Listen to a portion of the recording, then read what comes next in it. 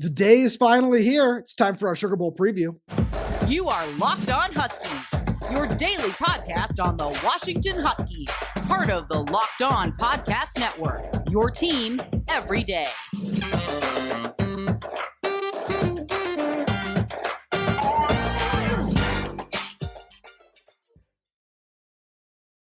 Welcome back into another edition of the Locked On Huskies podcast. I'm Tomashoff. That's Lars Hanson. We write for Inside the Huskies of Fan Nation Sports Illustrated. You can check out all our written work over there at si.com/college/Washington. Thank you for making this your first watch or first listen of the day. And just a reminder that today's episode is brought to you by FanDuel. Make every moment more. Right now, new customers get $150 in bonus bets with any winning $5 moneyline bet. That's $150 if your team wins. Visit FanDuel.com/lockedon to get started. All right, Lars, you know why we're here. It's a new year. Happy New Year to all the everydayers out there. You know, it's 2024, and it's time to get 2024 kicked off on a great.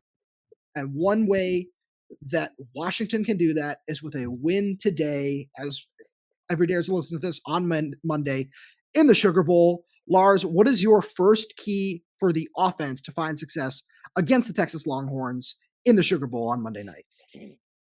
So, as a time and true tradition, it's going to start up front. And I think especially in this game, that's where everything, because again, you can talk about the receivers versus the cornerbacks. You can talk about Penix throwing. You can talk about all that. None of it matters if Parker Brosford and the offensive line cannot get everything set up, right? And again, this is a game where you're probably going to have Penix move off his spot a lot, right? Penix is going to be under pressure. I was on a show last night, and somebody made the point, Penix is probably one of the most pressured quarterbacks and one of the least touched quarterbacks. Yep. But the key is the pressure, because we've seen Penix have to, miss a few throws, overshoot guys, get the ball out a half a second early. So this is going to be imperative for the offensive line, especially early. And I think it's almost going to be like a similar repeat of the Pac-12 championship, where if Washington is able to get up early, then the defense can kind of, just do what it needs to do and kind of just not lose the game, which is what they're good at. But if Washington has to chase the game, if Washington has what Oregon had in the Pac-12 championship, where you go 3 and out, Texas scores, you go 3 and out again, and Texas gets a field goal, right? Now you're down 10-0 in the first quarter on the road in New Orleans. This team is built to hang around and kind of come back, but they've never trailed by more than 10 points, or by 7 points. Correct me if I'm wrong, but I don't believe I am. But to that point, you can't chase the game early. So you have to either trade blows or do whatever it takes, but that all starts with setting the tone in the offensive line, controlling Byron Murphy II, controlling DeAndre Sweat, controlling Anthony Hill, controlling all of those guys, knowing that they're going to get pressure, right? You're going to get pressure. So this comes down to, honestly, actually, again, Matthew, I forgot his last name, but he made a great point last night about Texas. This is a scripted game. Whoever has the best script is going to probably win, because it's the first 25 plays for both teams, right? The first 2.5, 3 drives are most likely scripted, right? That's kind of how games happen, and then you make adjustments as you go along, which is why I would, again, bet on Ryan Grubb having a slightly better script than Steve Sarkisian. Now it's just a matter of who executes that. But that script, those first 25 plays, those first 2.5, 3 drives, are ultimately probably going to separate this game, because whoever comes down to the final possession is going to be the one chasing the game. Sure. No, I like what you're saying there, but so to your point, to just kind of expand on that a little bit, one thing that I'm very curious about is those first few plays, because when we saw Washington come out last year against a very similar Texas team, and I know all the Texas fans hate it when, UW fans, UW media, whoever says that, they're saying the same thing about UW. So I don't care. I'm just going to gloss right over that. But we saw Washington just try to take a couple of shot plays right away. I'm very curious to see if they try to do that again, or if, with a much stronger running game now with Dylan Johnson in there, if that's something that, we see a little bit more of him earlier. If we see maybe just some quick screens, like, one play that I think back to is one of the very first plays of the season where they threw the little swing out screen to Jalen McMillan against Boise State, and they picked up 25 yards. Where if we see something like that, just to get guys moving, get Michael Penix in rhythm. And then the other thing is tempo, speed, where we saw them do that a lot last year, where they just try to keep Texas on the field, didn't let them substitute. And I wouldn't be surprised if we see something like that again, because Washington can go fast and they're very well conditioned. And I'm not saying Texas isn't, but Washington's very well conditioned. And we saw it a lot last year where they liked running 65, 70, 75, 80 plays, something like that. Just running as many plays as possible to have as many opportunities to score. And something you and I were talking about before the show, if Texas does try to slow it down a little bit and just kind of keep control of the ball to not let Washington's offense on the field, you want to make sure that you can get in as many plays as you possibly can to have as many opportunities to score. Right. And it's also a matter of, and to your point about the tempo, when you hurry up, you can still check the play, look to the sideline, but you're not making any substitutions. So it's kind of a hurry up and wait. Whereas you're still keeping the same personnel on the field, but you're not hurting yourself by just trying to call the same play 5 times in a row and just like, hey, we got that one. Okay, do it again. Oh, now it's 3rd and 8. We just ran 3 quick hurry up plays and we got maybe 15 yards total, right? So I think this coaching staff knows how to call a game plan. So I think it's just a matter of, can Ryan, and this is what I said last night, can Ryan Grubb not beat Ryan Grubb? Right, because that's something we've seen this season. You talked about the Oregon game. He himself has talked about the Arizona State game, about the Oregon State game, and how he tried to get a little bit too cute, tried to do a little bit too much. And I feel like he called the game really well in the Pac-12 championship game. Yep. There were a couple of missteps against Washington State, but we saw him get himself right, especially after that 4th down call. That seemed to just kind of give him some energy, kind of get his mojo back, for lack of a better term there. But we saw that happen, and now it's just a matter of keeping that going on the biggest stage possible. And he's somebody who I have confidence in him just from his track record, however short it might be.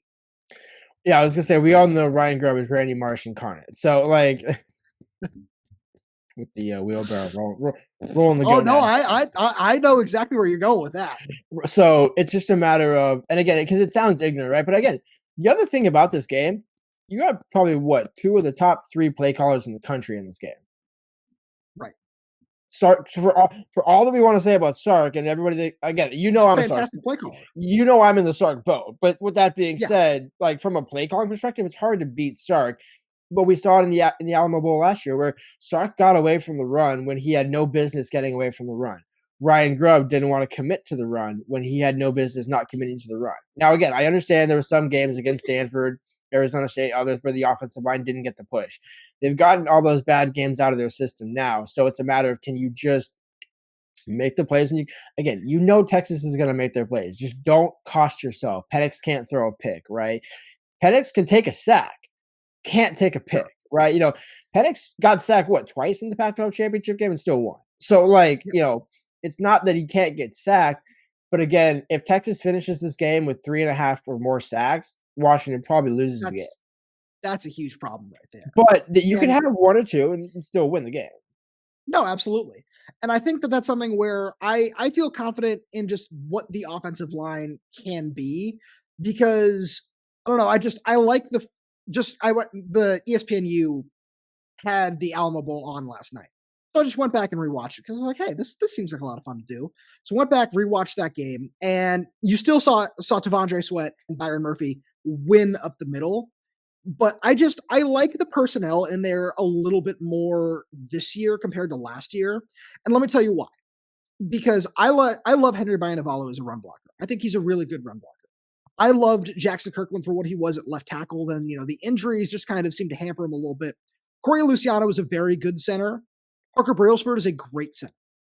Nate Kalepo has similar size to what Jackson Kirkland was bringing to the table.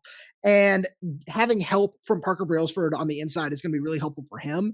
And then Julius Buelow is a better pass blocker. And Byron Murphy is a very good pass rusher.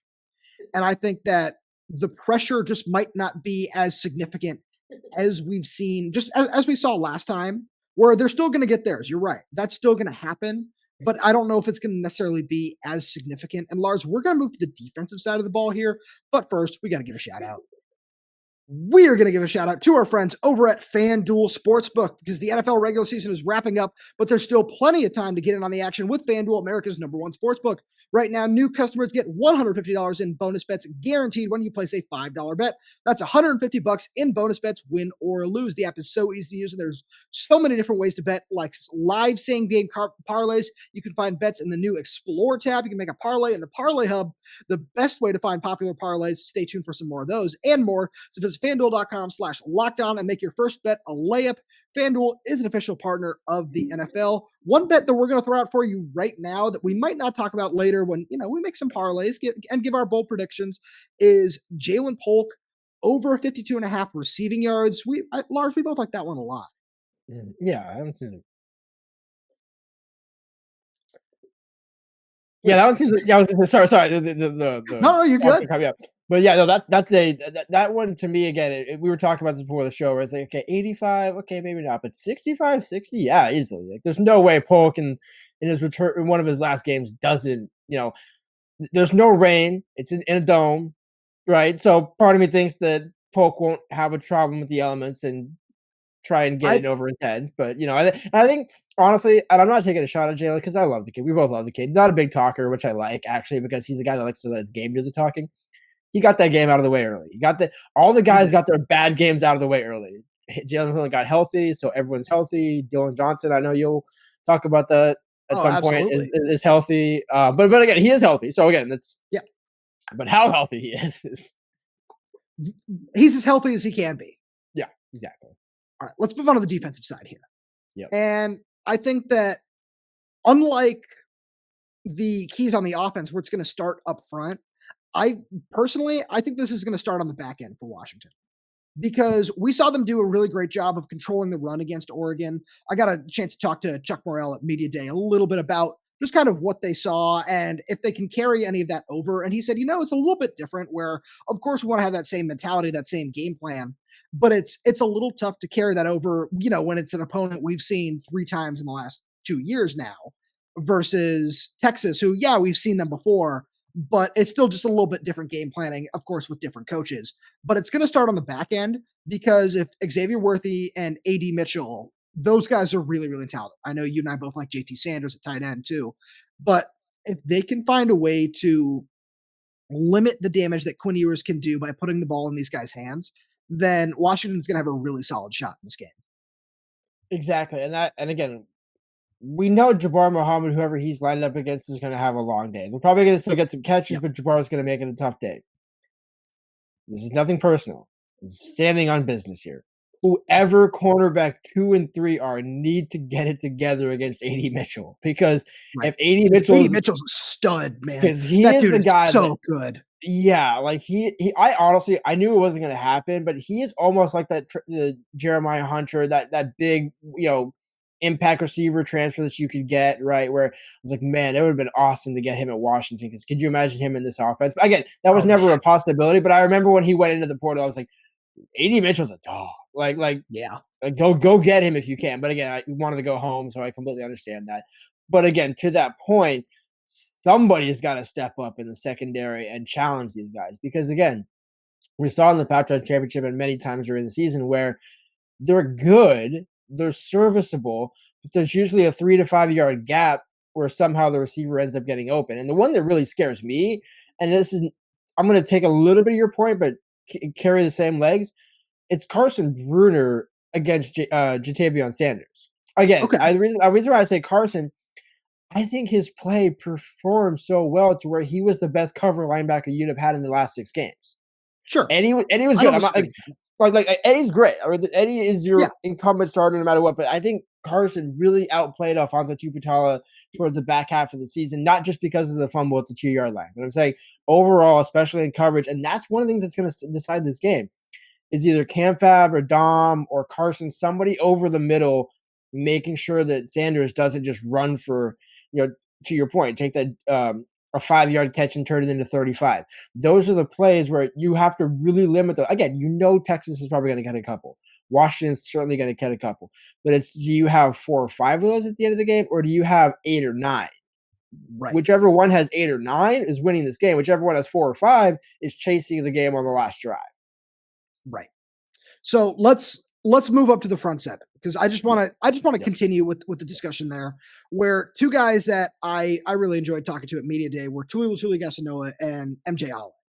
And just a combination of those two guys in the middle, they're going to be asked to do a lot. I wrote about it over on Inside the Huskies. You can go check it out, where I had a conversation with MJ about, since this is his last year of eligibility and his move to, declare for the NFL draft, and potentially, because I think he has a chance to be a good rotational player at defensive tackle along just at the NFL level, due to his size, his athleticism, and everything that he can do, especially for somebody being so young, just in terms of his play along the defensive line. And I asked him, what's next? And can any of that become a factor in this game? And he said, yeah, I need to be able to create more havoc. I know because of my size that I'm going to draw double teams, which is great because I can free up opportunities for my teammates that way. But I need to be able to help out more, and I need to be able to get off those double teams and still find a way into the backfield.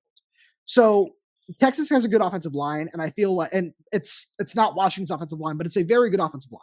They allowed way more sacks, and I think that there's potential for Washington to get pressure.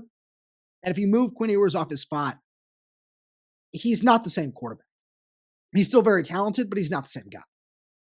Yeah, in a way, it's like Michael Penix, right? Where you move Penix off his spot, we've seen him miss. Now, again, he doesn't throw picks, right? And I think of the two quarterbacks, Quinn is more susceptible to getting goaded into a pick. Now, again, we've seen Penix probably throw one of the worst picks you could ever throw right to the linebacker, but he's only made one of those this entire season, if I'm not mistaken. Like, that was relatively early in the season, I want to say, right? Yeah. It was like a really early random, just a terrible read, but like, again, that's not Penix, right? And so, like, no, and again, those things happen to every quarterback too. Like every quarterback has had one of those.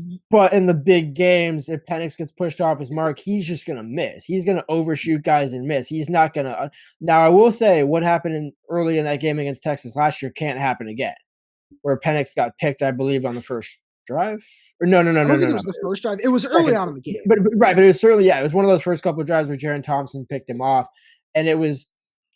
I believe it was miscommunication, or maybe just a bad throw back, because it looked like he expected Polk or McMillan, one of the two that he was looking at, to come back more, and right. Thompson just read it into perfect coach.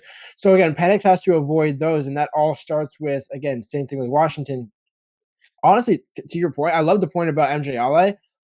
I would almost say the exact same thing about Javon Parker. When those other guys come in, that fall off can't be as significant. So where if MJ is able to get his pressure and then come off the field, Javon Parker has to be the guy up the middle saying, hey, I now have to raise my level of play. And he's the perfect guy to do it, to where he's got the size, he's got the experience, basically like a Parker Burlesford on the defensive side, but a little bit bigger.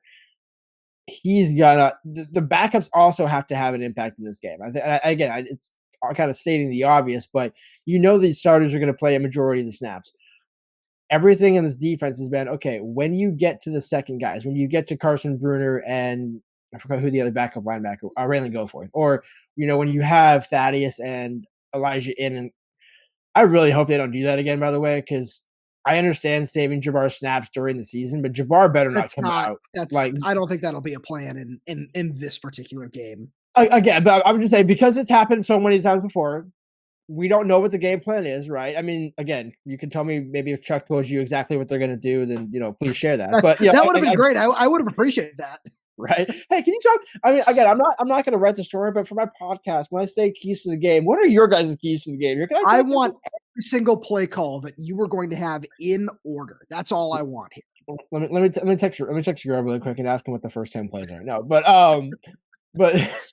it's for real. It's one of those where when the secondary and backup guys come in, the drop off can't be anywhere near what it was against Arizona State, what it was against Stanford, what it was against even Oregon State to a degree. Although they did play better in the second half, right? Need a little bit more consistency. Almost to quote Mike Hopkins, I know basketball is not a thing right now. It is for me at least, but he wanted to see more consistent play on the defensive end, and it's like, okay. You can say that, but how are you going to get it? This defense and this coaching staff, I think Chuck Morrell gets a bad rap, right? Because I understand why people look at him and think, oh, he's this guy from Sioux Falls who's attached to DeBoer to him. It's like, yeah, he's actually not a bad defensive play caller when he has the bodies to do it. Like, it's a matter of, can he get the bodies to do it is the question. So I think for the personnel that they have, I don't have a doubt about it. It's just a matter of the backup guys and And everybody, same thing with Zach Durfee. Can Zach Durfee have any form of an impact when he's called upon, right? Because if every single play it's almost like the NFL, right? Every single play matters. It's almost like every single play is a drive. So whoever wins that play, now you're ahead, now you're behind, now you're this. So it's going to be a great 12-round fight, I think. No, I totally agree with you. So just to kind of wrap this up and just bring it full circle, you talking about Chuck Morrell and his play calling is one of the big reasons that I'm so interested in the back end of the defense in this game. Because two guys that can make a huge impact. I know we talked about this on other shows, but this is what it's all about. This is for all the marbles. This is to get to the national championship. So these things are as important as they've ever been. Is Asa Turner and Cam McMillan. Those two guys are going to be so key.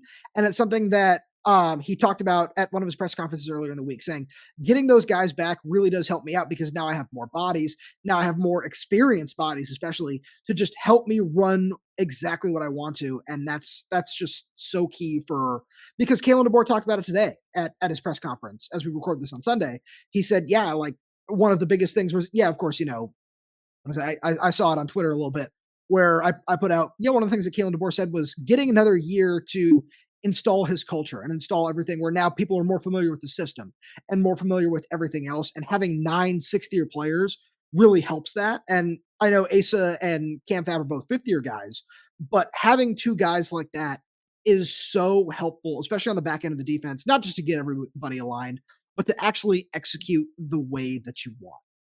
Lars, do you want to get into some bold predictions here? Because we've got some fun ones today. It's time.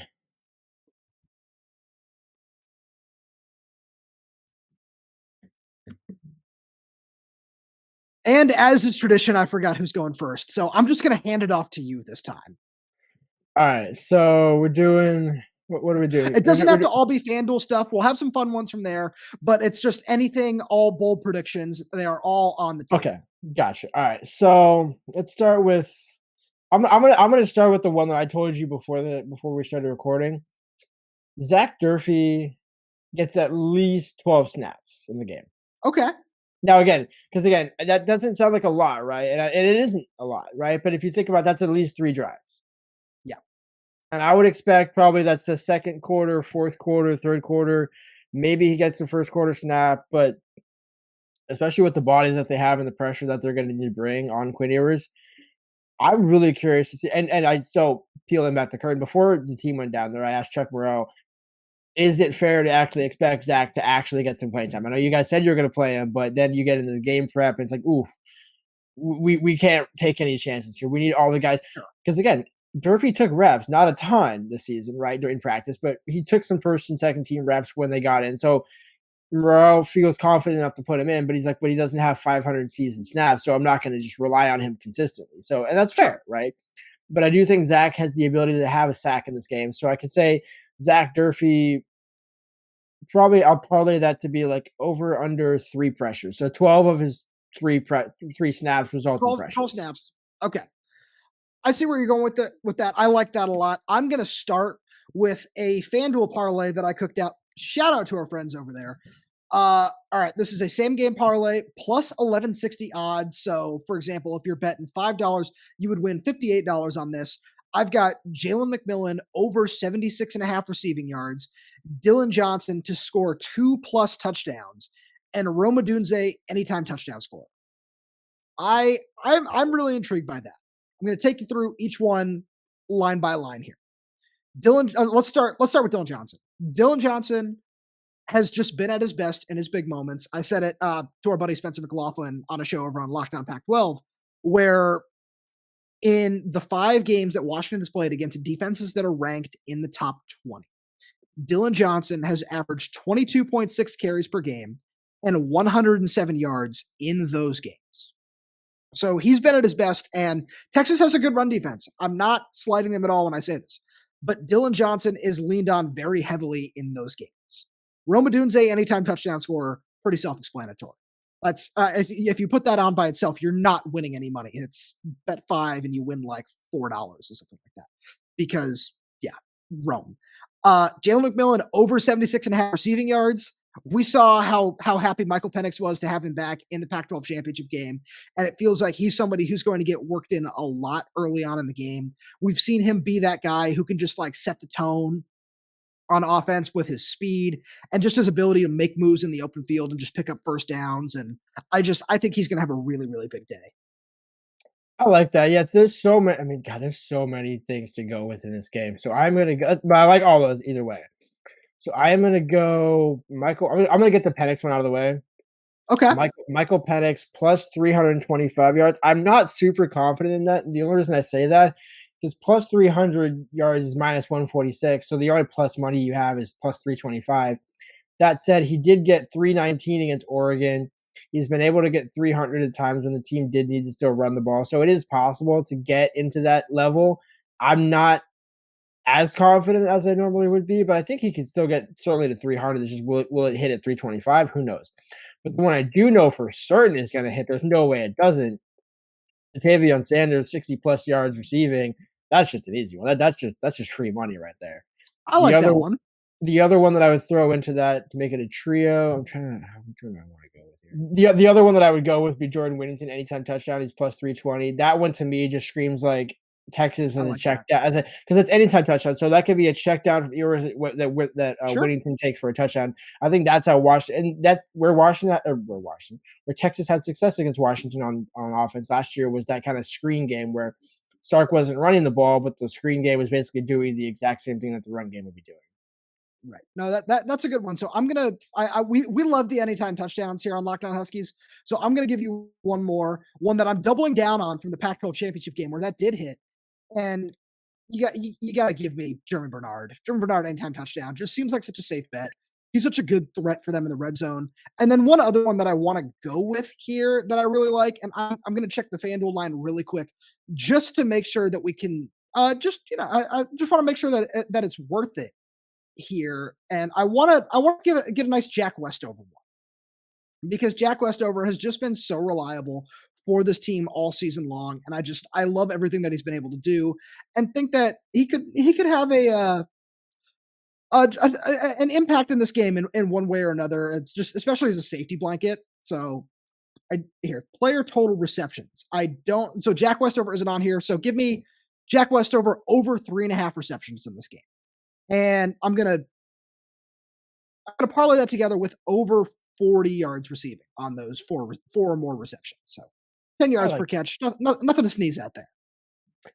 No, but it's one of those where it's like all those plays set up, those 3 completions would set up a Rome touchdown or a Polk touchdown or a Dylan Johnson rushing touchdown. So all those are very important. I'm going to do my classic shout out to Grady Gross, since you pointed this out before the game. I'm actually, the more I thought about it, I'm going to take the over on 7.5 points for Grady Gross. I like that. Because if you think about it, that's 1 field goal, 3, 4, 5, 6, 7, 8. So you need at least 4 or 5 touchdowns. So two field goals and 2 touchdowns gets you right. Already gets you right there. And let's be real. I think the one thing that is going to decide this game will be who wants to go for it more on 4th down. Right. And from where. Because Sark has apparently admitted from the 50 to the 35 they're going for it. And I would be surprised be surprised if DeBoer doesn't either. So no, everything's on the line. But because of Grady Gross not really kicking from 40 plus or certainly 50 plus, I would think if they get into that 30 or 40 and under range, Grady will kick. But 40 and more, they're going to go for it. I can see that. All right. I'm going to go with one, not from our friends over at FanDuel, because we always like to get like a sacks or tackles. So I'm going to go with total tackles. Give me Carson Bruner. I think that he's going to do a fantastic job against the run. I just with the way he's played over these last couple of weeks, there's no reason to not think he's going to be this team's leading tackler. So I'm going to go big here, because that's what we love to do. So give me 12 plus tackles for Carson Bruner in this game. I like it. Yeah, I mean, it's going to be a linebacker that does it, because the linebackers are going to be the most involved, right? I mean, because even if the defensive line does its job, you're still probably not making all those tackles. So you want me to do a defensive one, or you want me to go for the prediction? I was going to say, is it time for Lars to score a prediction? I think it's time. I think it is. I have wrestled with this. I have given like 3 unofficial predictions, because I gave you 3 before the game. I was like, it's either going to be this or this, this or this, or this or this. And I have because you were waiting to come on air and give us the real one. You want to keep it a surprise for everybody. But I will say, in consistency and transparency, the point spread was the same. The spread was stayed consistent. So I am going to go Washington 31, Texas 27. All right. We're gonna put that out there. We're gonna make a graphic for it and everything. We're gonna make sure that is out there in the world as your official score prediction when this episode is released. So, there you have it. And I will say, on Mark Rogers' show last night, we did a how confident are you that on a scale of 1 to 100, what percentage chance do you think Washington will win? What chance do you think Texas will win? I don't know why I said it, but it just kind of shot out of my mouth. I said 80%. Okay. Wow. But what I said is, it's confident that they will win by 1 point. But so like, it's not me saying, oh, I'm confident Texas is going to get blown out. It's like, no. I just think when you look at all of the metric, when you look at all of the body of water work, and you look at the coaches, everything tells me Washington should win this game. Sure. It won't be easy. It won't be close. No. They might, just like the Pac-12 championship, they might be trailing at 1 point. But there's no way this team came all this way, won 13 straight, and 19 straight, 20 straight, going back to last season. 20 straight, yeah. Just to come up short against Texas. Now, again, if you lose to Alabama in the national championship, or if you lose to Michigan, that so be it, right? That's a different story. But I think, especially with Texas, this matchup so much favors Washington that I would be really surprised if they don't come out with a win. Lars, as always, thank you so much for being here. Thank you to all the everydayers tuning in. And if you're down here in Louisiana, hey, if you run into me, feel free to say what's going on. This is a really just hectic atmosphere, and it's really cool that you guys have been along with us for the ride of this entire fantastic season. So truly, thank you all for that, and we obviously hope it continues, because this has just been so fantastic to just be a part of, and this team is going to be so much fun for years to cover. So we appreciate you helping us out here by subscribing and just being a part of the inaugural season of Locked On Huskies. It's been fantastic. And Lars, again, thank you so much for being here. And to all the everydayers out there, if you have subscribed, we really appreciate you. If you haven't subscribed, we still appreciate you tuning in. And make sure you do subscribe so you never miss an episode, whether that's YouTube, Spotify, Apple Music, Amazon Music. We're there. We're everywhere, updating this channel every single day with new content. We're going to be coming to you with a live show after the game. So please make sure you subscribe so you know when we're going to be going live. Be sure to follow us on Twitter, like the show, leave us a 5-star review if you're audio only, leave us a comment down below. Thank you so much for tuning in, and we will talk to you after the game.